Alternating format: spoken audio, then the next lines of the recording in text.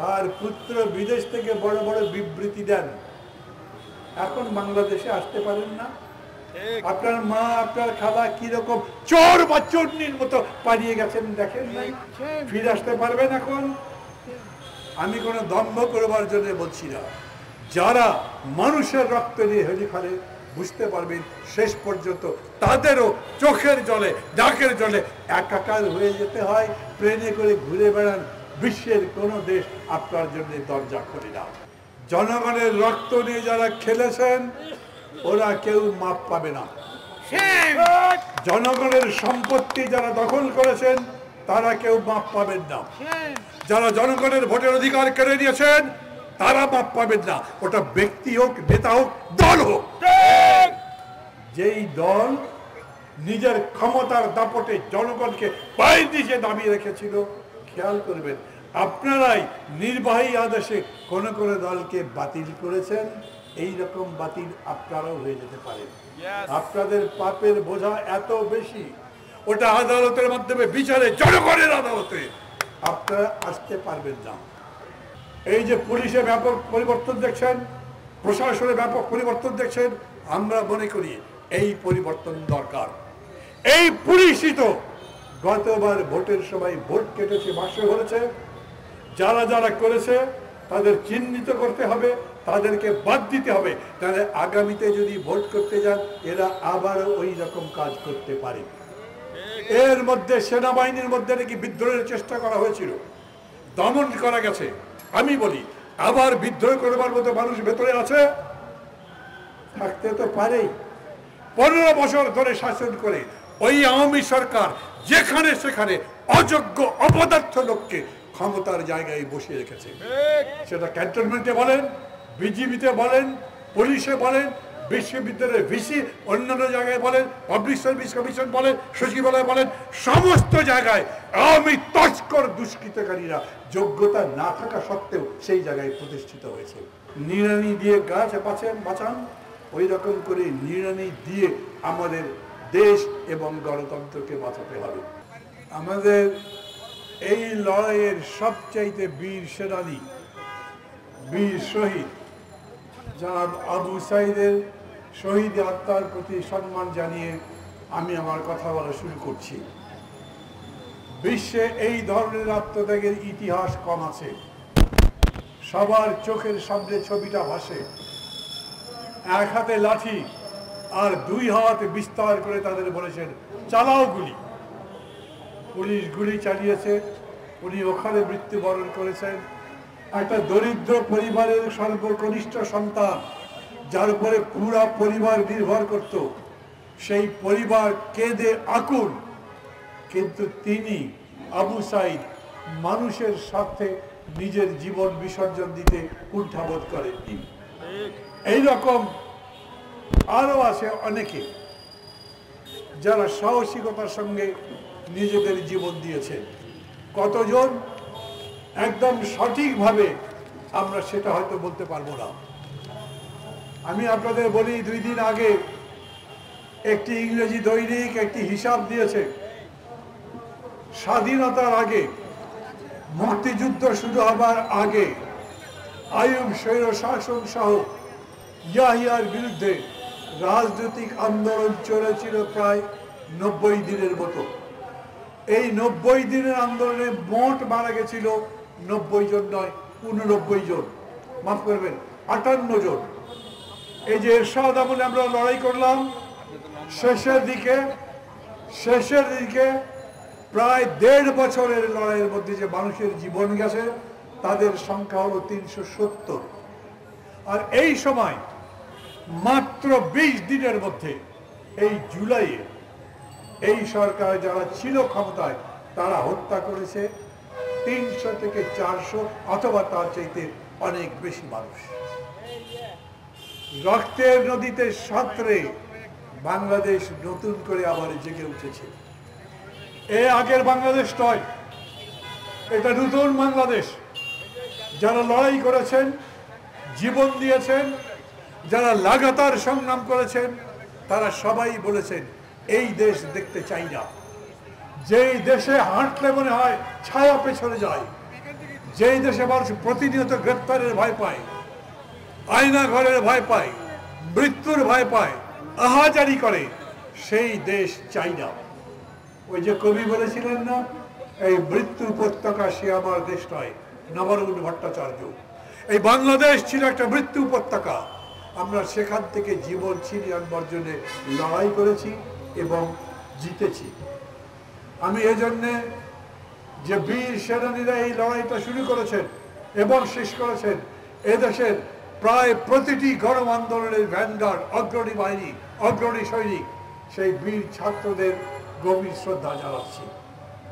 একই সঙ্গে যে জনতা, যে মানুষগুলো লড়াই করেছেন নিরন্তর, তাদের সবাইকেও আমি সম্মান জানাচ্ছি। আমি একটু আগে আপনাদের বলেছিলাম কেন তারা জীবন দিয়েছে, একটা নতুন বাংলাদেশ গড়তে, যেই বাংলাদেশে অবিচার থাকবে না, শোষণ বৈষম্য থাকবে না, মানুষের মর্যাদা থাকবে, মানুষের কথা বলার অধিকার থাকবে, গণতন্ত্র থাকবে, ভোটাধিকার থাকবে, সেই রকম বাংলাদেশের জন্য। ভাইরা আমার, আমরা আমাদের লড়াইয়ের একটা পর্যায়ে অতিক্রম করেছি। 15 বছর লড়াই করে আমরা স্বৈরাচারকে উৎখাত করেছি। এখন আমাদের লড়াইয়ের নতুন পর্যায় শুরু। যেই স্বপ্ন বুকে নিয়ে এরা জীবন দিয়েছেন, আপনারা লড়াই করেছেন, সেই স্বপ্ন এখন বাস্তবায়িত করবার ব্যাপার। কিরকম করে হবে? আবার বলি, যারা লড়াই করেছেন তাদের চোখে কি স্বপ্ন ছিল, সেই স্বপ্নের কথা ভাবেন।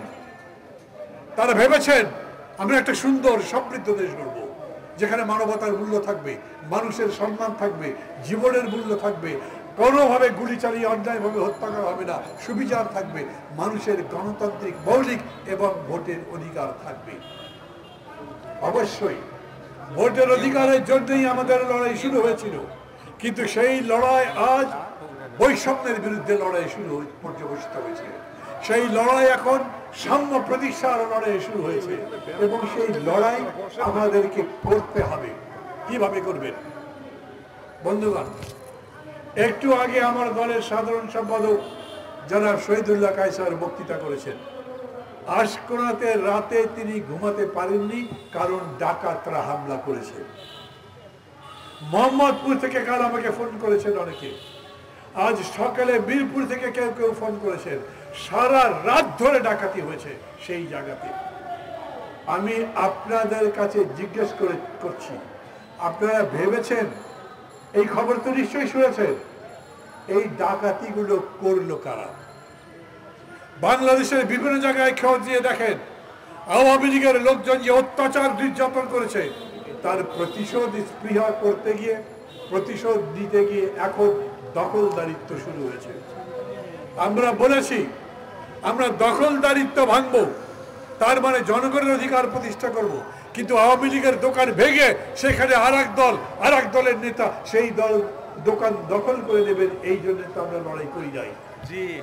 এইটা চলবে না। খুব স্পষ্ট কণ্ঠে বলতে চাই, সমগ্র জনগণ 17 কোটি 18 কোটি মানুষ লড়াই করে যে দেশ নতুন করে মুক্ত করেছে, সেই দেশকে ওদের আকাঙ্ক্ষা অনুযায়ী গড়ে তুলতে হবে। কোন দলের আকাঙ্ক্ষা অনুযায়ী নয়, কোন নেতার আকাঙ্ক্ষা অনুযায়ী নয়, কোন ব্যক্তির আকাঙ্ক্ষা অনুযায়ী নয়, সমগ্র জনতার এই আকাঙ্ক্ষার ভিত্তিতে গড়ে তুলতেই আমরা বলছি আমরা গণতন্ত্রের শাসন প্রতিষ্ঠা করতে চাই এবং গণতন্ত্রের শাসন প্রতিষ্ঠা করবার জন্য নির্বাচন হতে হবে। সেই নির্বাচন, যে নির্বাচন মানুষ আগে এখানে দেখেনি, যেখানে কোনো কারচুপি হবে না, যেখানে প্রশাসনের কথা মতো ভোট হবে না, যেখানে সরকারি দল প্রভাব বিস্তার করবে না, মানুষ ইচ্ছা মতো ভোট দিতে পারবে এবং সেই ভোট যথাযথভাবে গণনা করা হবে এবং সেই গণার যে ফলাফল সেটা প্রকাশ করা হবে। কিন্তু এখন তো একটা অবস্থা চলছে, এই অবস্থার মধ্যেও আমরা দেখতে পাচ্ছি এই ধরনের কাজ তারা করছেন। এই যে এত এত পুলিশ হত্যার কাহিনী বলা হচ্ছে, আমরা নিন্দা করছি, পুলিশ হত্যা করবার দরকার নেই, কিন্তু এও ভাববেন যারা এরকম করে বলছেন, যেমন আমাদের প্রতিবেশী রাষ্ট্র, তাদের পররাষ্ট্রমন্ত্রী, তারা বাংলাদেশের সাম্প্রতিক পুরো ঘটনাকে মনে করেছে কেবলমাত্র বিশৃঙ্খলা, কেবলমাত্র অগ্নিকাণ্ড, কেবলমাত্র খুন, লুটপাট, মানুষ যে জীবন দিল, আন্দোলন করলো, সেই কথা তারা বলেন না। এবং সেই জন্যেই এই 500 অন্তত পক্ষ মানুষের রক্তে রঞ্জিত হাত এবং পুরা শরীর তাকে নিরাপদে অবতরণ করতে দিয়েছে, সেইখানে তার আশ্রয়ের ব্যবস্থা করেছে। আমি প্রথম বলতে চাই, জনগণের রক্ত নিয়ে যারা খেলেছেন ওরা কেউ মাপ পাবে না।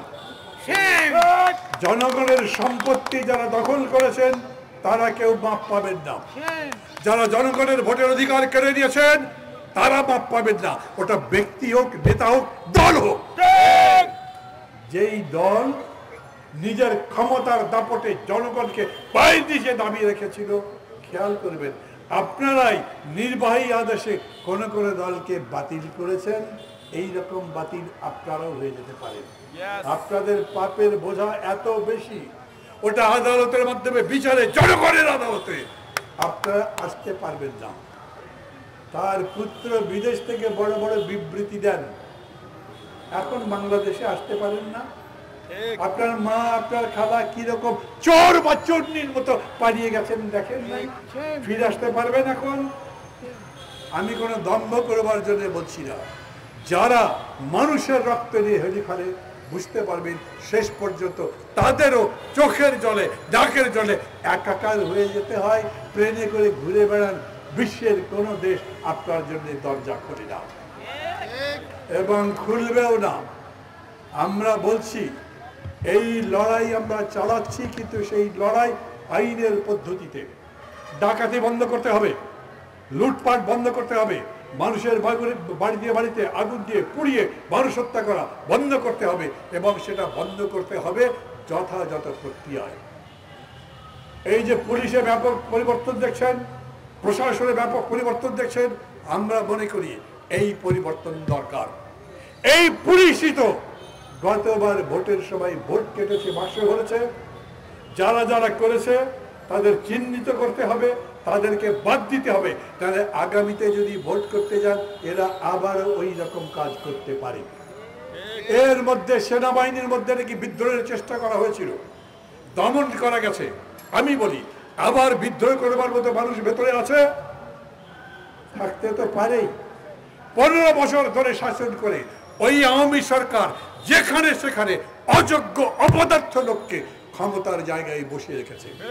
সেটা ক্যান্টনমেন্টে বলেন, বিজিবিতে বলেন, পুলিশে বলেন, বিশ্ববিদ্যালয়ের ভিসি, অন্যান্য জায়গায় বলেন, পাবলিক সার্ভিস কমিশন বলেন, সচিবালয় বলেন, সমস্ত জায়গায় আওয়ামী তস্কর দুষ্কৃতকারীরা যোগ্যতা না থাকা সত্ত্বেও সেই জায়গায় প্রতিষ্ঠিত হয়েছে। ওদেরকে একটা একটা করে যেরকম নিড়ানি দিয়ে গাছ বাঁচান, ওই রকম করে নিড়ানি দিয়ে আমাদের দেশ এবং গণতন্ত্রকে বাঁচাতে হবে। অধৈর্য হবার কোনো কারণ নেই, ধৈর্য হারাবেন না। যদি মনে করেন না আজ আপনি ক্ষমতা নিয়েছেন কালকে ভোট দিয়ে দেন, তো কালকের সেই ভোট হবে না তো। আমরা স্পষ্ট কণ্ঠে বলতে চাই, আমরা ভোট চাই, যেহেতু আমরা গণতন্ত্র চাই, কিন্তু সেই কারণে আমরা মনে করি ভোটটা ভোটের মতো হতে হবে। তার জন্যে পুরা প্রশাসনকে, পুরা দেশকে সেইভাবে সাজানো হোক যাতে জনগণ তার ইচ্ছা মতো ভোট দিতে পারে, এবং সেই ভোট যাতে যথাযথভাবে গোনা হয়, এবং সেই ভোটের রায় যাতে জনগণের সামনে প্রকাশ করা হয়।